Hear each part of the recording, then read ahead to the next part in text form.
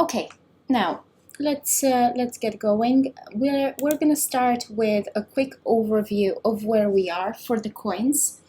Um, we don't have any trade setups to make for the coins because we are still within the same ranges that we set last week, so we haven't made any moves. I'm gonna have a look at the calendar first, what news is about to come and what news has come out, and then I'm gonna relate that to the DXY and the S&P. We're going to look at the levels for Ethereum and Bitcoin for their invalidation because they're both testing right now the previous level and they've regained support. And it is all part of the choppiness towards the breakdown as far as I can read it. So it is part of, it's a bit of a cat and mouse game that the market makers are playing with the traders now, and I will show you an XRP example of that. And then I will do a for the next couple of weeks. I will take I'm gonna take XRP today because it's the most volatile and it's great to trade on the 4-hour because it gives you beautiful swings on the 4-hour. And then I'm gonna take next week Ethereum, and then I'm gonna take the week after Bitcoin. And I'm gonna do some 4-hour swing trade analysis training for the entries and the exits on the 4-hour, so that you get a little bit of a perspective as to how long it takes for a trade for a position to go in, how long it takes for a target to get hit, and what are the specific elements of a 4-hour swing trade when you're not DCAing, because when you are DCAing it's a little bit different. You're using your position size in a different way. When you are not DCAing and you are sticking to your stop loss, you have a slightly different strategy. XRP is a great coin to trade on the 4-hour swings because it has wonderful levels. It has great volatility within those levels, especially at both ends, at the top and at the bottom of the range. So I think it's a great one to start demonstrating those 4-hour levels with. Now, that's the game plan for tonight. So quick market analysis, quick review of the levels, the invalidation and the validation, and then we're gonna go into the training. And I have some points prepared for the training, which I'm gonna put into a document and I'm gonna send it out tomorrow for you guys to see with the examples. Now let's start with the calendar. Now today's we had some data coming out, and I believe the most important element of today's news was this FOMC member Brainard Speaks. I hope I'm saying her name correctly. What she said, her main points were recent data suggests slightly better prospects to avoid recession, could see disinflation and still some growth, but more adverse outcomes are still possible, and global environment could impede achievement of more favorable outcome in the US. So these were the main ideas. And in my opinion, they're a little bit more positive than expected. So that has been leading over the past hours to a lift.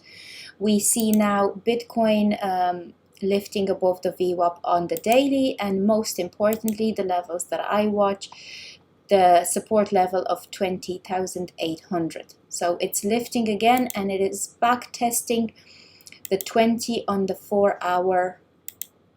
There we go, the 20 on the 4-hour. At the moment, it looks like a back test and a rejection. So we only have one 4-hour candle closed above the 20 MA on the 4-hour. So at the moment, it looks like a rejection, and I believe it will be a rejection. But I believe what she said here led to a positive close of the New York session.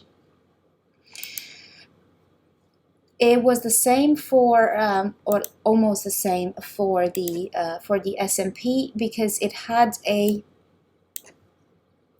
bit of a lift off the M1 level. So it, however, I believe this is only temporary. I know it's, again, it's that confusing time at the end of a pattern towards the breakout, because I do believe we're going to have a bigger spill coming these days. If I look at the S&P and I see what's happening here on the 4-hour, it is not looking great. It is looking horrible, to be honest.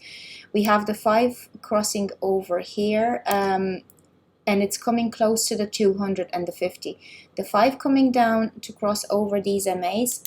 So we have the 5 MA, the 13 MA, and the 50 EMA. The 5, with the 5 having crossed over the 13, and both the 5 and the 13 EMAs coming over to spill past the midline of the Bollinger on the 4-hour. We are past the midline of the Bollinger. When we are past the midline and we haven't gained support, the same as Bitcoin, so this is what Bitcoin did as well, it went back up. When we fail to gain support on the midline of the Bollinger, generally the bottom of the Bollinger is the target. And the bottom of the Bollinger would be around the midline of this daily channel that the S&P has been moving in, which would make sense for it to come back to this area and try to find support. So again, the data sort of, not data, the speech sort of had an impact on the markets, a slightly positive one. Again, I'm not talking about a breakout to the upside. The levels aren't yet confirmed. The same as for the S&P, as I was saying this week, we need to see a higher high, and we need to see from that higher high continuation with conviction, because it could be just a wick up and then breakdown. I still believe this is a bear market rally and we're going to come down. Now, in terms of the DXY,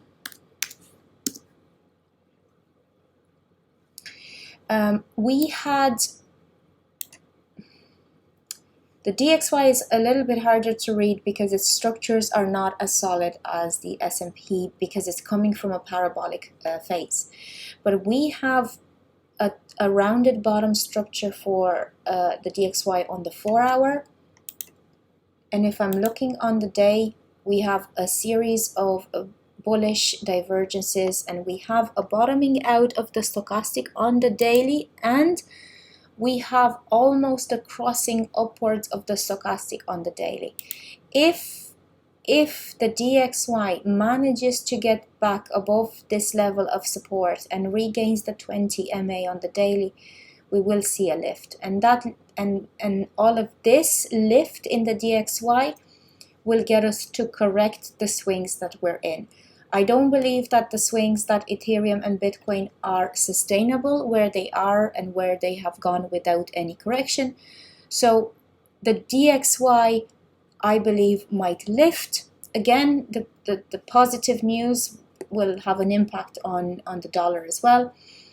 But also lately, the Japanese yen has been dropping, the euro has been increasing. So that, again, that played out against the DXY as well.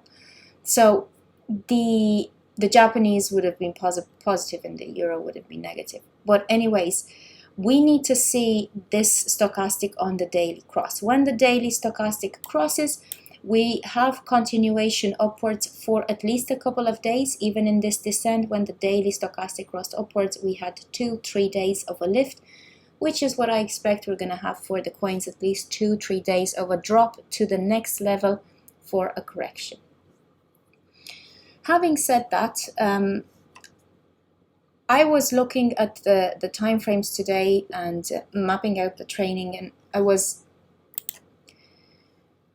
again noticing the contradictory information between the 1 day, the weekly, and the 4-hourly. So yes, we have on the 1 day, we had increasing volumes here in the MACD, but we also have this huge gap between the two lines, which generally indicates reversal. We also started having a decreasing difference between the buyers and the sellers in the MACD. So I believe this will reflect in price action. If I look historically at when the stochastic on the daily crossed and started coming down, we had at least a couple of days of downwards movement. Once it gets into this normal range box, there will be a bigger drop. XRP's daily stochastic is a little bit more reliable than Bitcoin's because of its volatility. I know it sounds a little bit crazy to say that about an altcoin, but that volatility makes the swings a little bit clearer. Bitcoin has been having all this consolidations that are almost minimal in range, and that makes its daily stochastic not very reliable. However, when the daily stochastic crosses down, it is a significant event for the daily momentum.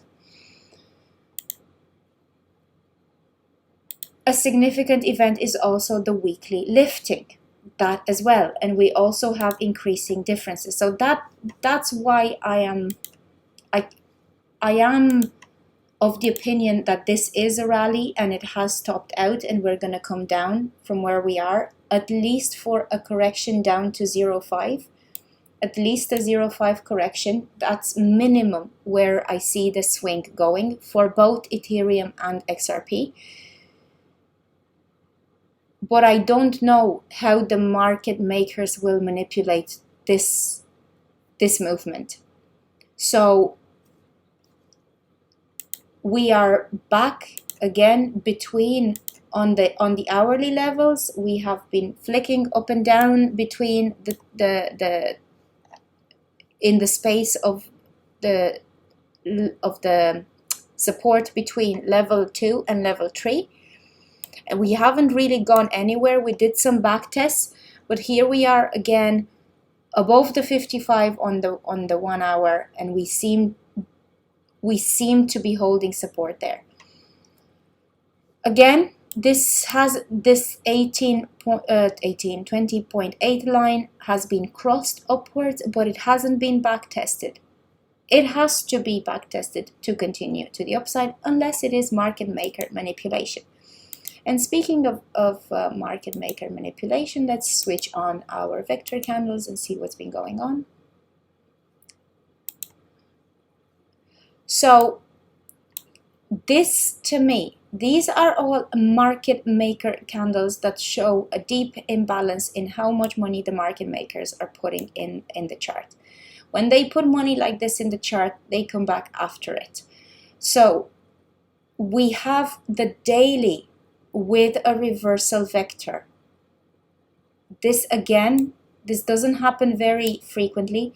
When the daily has a purple reversal vector at the top of the swing, it generally reverses. Top of the swing reverses down, bottom of the swing reverses up.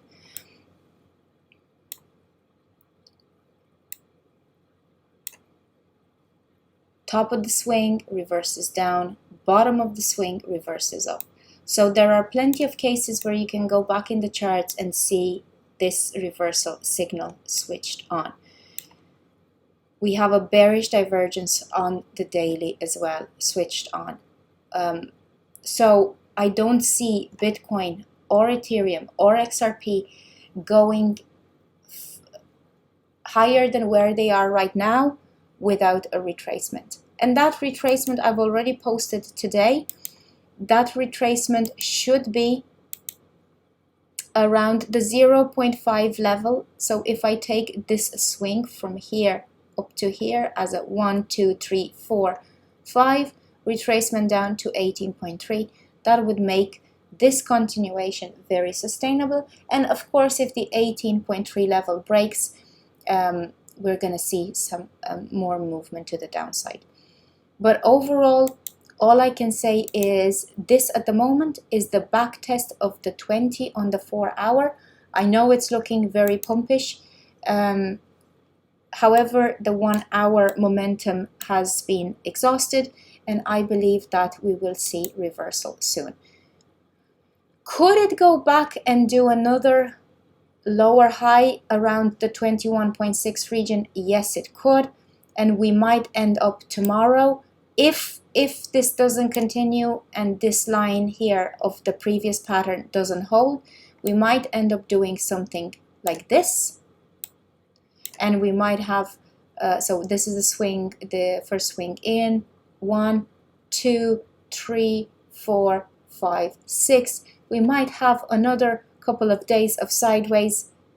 That might happen too, as a possibility, but I don't see us on the daily chart, the way the daily is looking at the moment. I don't see us going anywhere higher than where we are at now for Bitcoin without a correction. It's, to me, it again, my technical mind says we need a correction. It's the same for Bitcoin, for Ethereum, sorry. It's the same for Ethereum. We have the daily stochastic turned down. We have the daily RSI turned down. And if we look at the MACD, again, we have the decreasing volumes, which is indicating that the upwards momentum might be slowing down. I will be switching on the vectors for the daily just to see what pumped this whole swing. There we go, market maker vector after market maker vector, and there's the retail in between buying at a premium after the market makers have pushed prices up.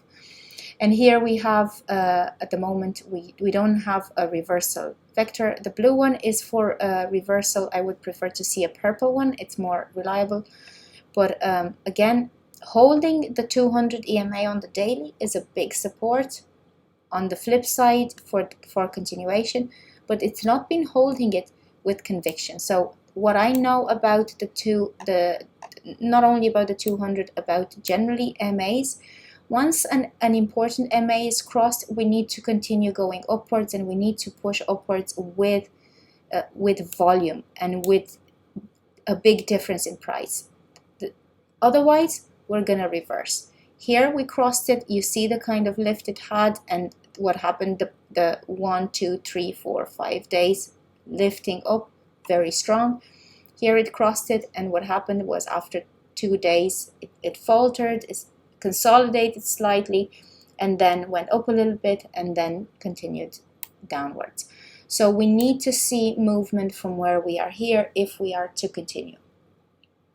Ethereum is doing the same games as Bitcoin. They're both quite identical in movement. It's just that Ethereum's range is a little bit higher, but here they are both at the 20 MA on the 4 hour, and Ethereum's looking like a rejection as well.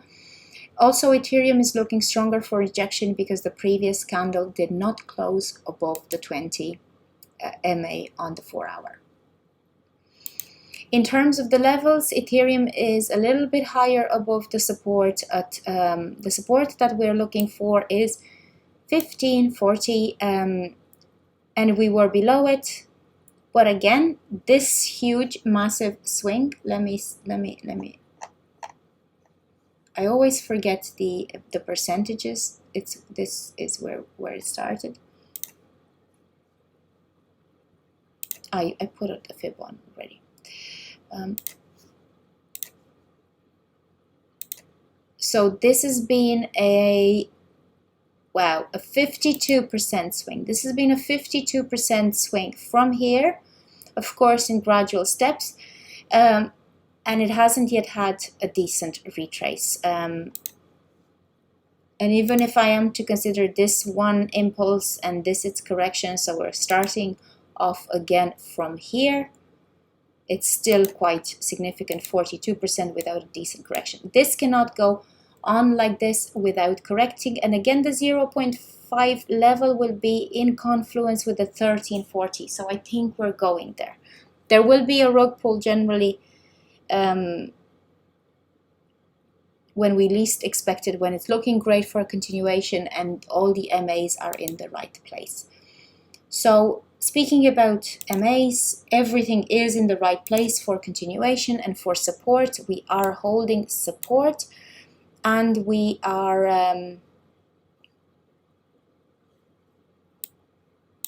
above the 50 EMA on the 4-hour, continuing up with the stochastic. But here is the regular RSI. Here's the regular RSI that has been in the overbought for ages. Ever since the 16th of December, this has been going up, and it hasn't come down to the bottom once since that time. And it has a record number of 248 bearish divergences, which is not very, it's not very common. Like 4, 3, 3, just pivots here. That's it. That's the history. Again, just looking very briefly since August. So you can see the kind of pushes and pulls here, manipulation, because it's where the divergence happens when price action goes higher than volume, than momentum. So momentum is slower, but price action is going higher. And it's the market makers pushing those limits to collect the liquidity as much as they can from the shorts that have started on the way up. On, of course, topping out signals, then you can't blame those traders for trading it, because again, you have the signals, you have all your yeses, and it still continues, and it doesn't reverse the way you anticipated. Now, I keep saying it to you every morning, and I will repeat it today because I think it's very relevant. To me, it's the daily stochastic pushing down is in divergence with the weekly lifting. So who's gonna win here?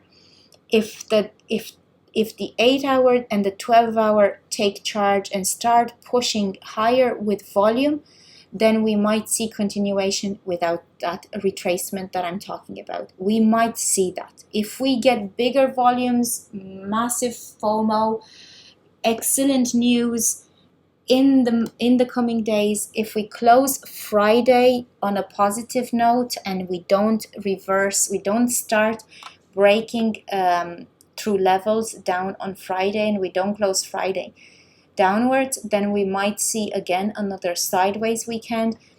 And if we do close Friday positively, I anticipate a massive FOMO lift to 24K for Bitcoin and 1700 for Ethereum. That might happen.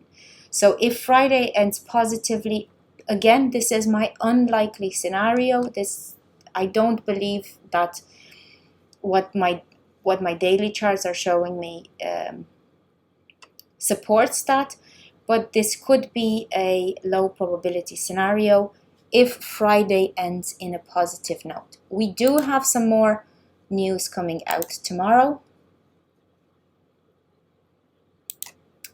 So not Thursday. Come on, there we go. So we have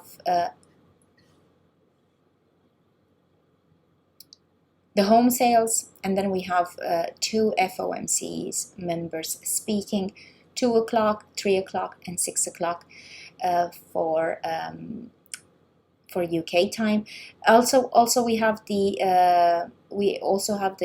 ECB president speaking, which will have an impact on the dollar. So if they're gonna enforce stricter policies, not this one, sorry. If they're gonna enforce stricter policies on the euro and the euro's push down, then we will see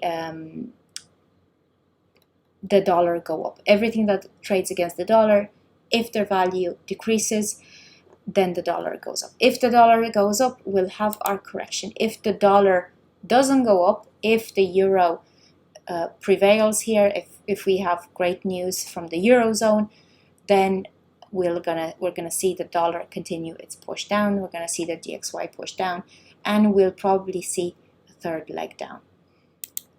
I'm still watching the same levels. There are no new trade setups, and this week has been incredibly boring in terms of trades, because we've only kept in this space. So this has been our space. I've tried 2 Bitcoin entries this week for my short. This is what I'm doing. I'm trying to get in on a pivot in Bitcoin, and I am, I'll show you the entry. Where's my chart?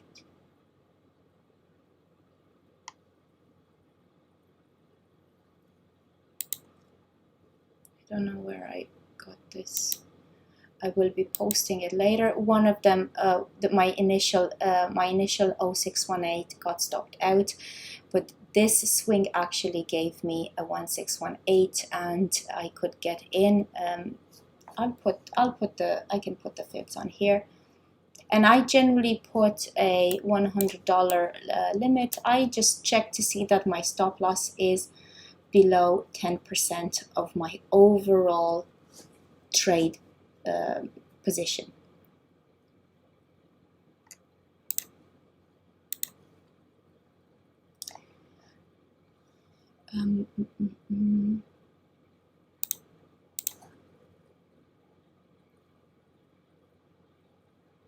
So this from here down to here, this was the swing. Yes, horrible sideways.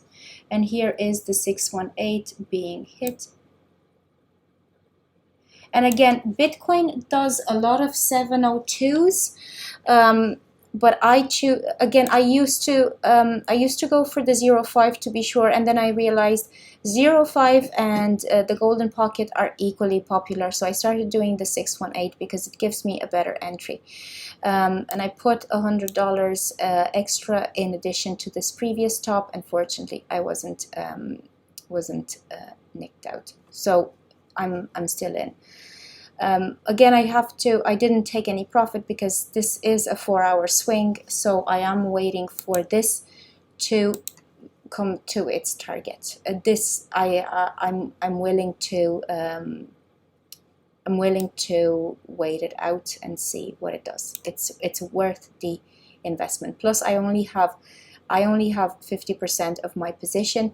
I'm starting my 4-hour swings these days with either 50% or a third, if depending on what's the percentage from the entry point to the previous peak, plus 10 points for XRP, $100 for Bitcoin, because I need to, considering where we are right now, I need to see it clearly moving on. So for me to add the rest of my position, I would be doing so when it breaks the 55 EMA or the 50 EMA. Again, both the 55 and the 50, they're equally good to follow as references, and it backtests it, because I'll be going for the whole drop down to 18,300. So I'm not looking to take any profit from until this level. Of course, I will be watching the fibs around the 382, because it could play games around there and have a double bottom, and in that case I will probably be looking to take 50% if I really see some strong signals that it's bottoming out. But other than that, this would be the trade that I'm looking to get into and to keep. And if it takes a couple of positions here and I lose 10% from here, 10% from here, 20%, I will be getting this big fish 14%, which will be very enjoyable to trade and also very profitable. So that's where we are on Bitcoin and Ethereum. We haven't really had a lot of trading to do this week because it's been ranging along the support and resistance level, but this is what it does before it does something. So if we're looking at previous topping out formations, you can see the kind of games, and I remember trading through these and I was DCAing through these, and now since I'm putting in stop losses, I avoid the DCAs and I avoid traps very, very nicely. And it's, as much as it annoys me not to be catching these swings on a smaller time frame, I am happy to be waiting it out and catching the bigger one. So you see the kind of topping out formation here, topping out formation here. Here we actually had a sideways bottoming out formation. So they take a while to reverse price action, the market makers, that is. And the reason is they want to collect market orders on both sides. So they want to collect the longs and they want to collect the shorts. So let's, again, I would be patient here and wait it out. And my main idea here is, and my main reason for trying to catch a short rather than a long, is I am following the trend on the day. The stochastic is turned down, maxed out, and following the trend on the day. Have to be patient about it, but this is what it is. It's also great that it's going so choppy sideways because it offers a lot of 702s and 0618 entries in trades. So I'm pretty sure, let's see what Ethereum has done. For instance, if you missed this drop, if you missed this back test, pretty sure now it gave a, let me see, there it is. Is it there? Is it there? Yes, right on the 618. By the way, I always put, for instance, if the 1618 is 1564, I would be putting 1562, just a little bit below that, because I had one XRP trade that didn't go in weeks ago because it was right on that and I missed the whole swing for 1 point. It actually wicked to that number, but the order book was full and I didn't get that order in. So a little bit more cautious on catching it. A little bit less.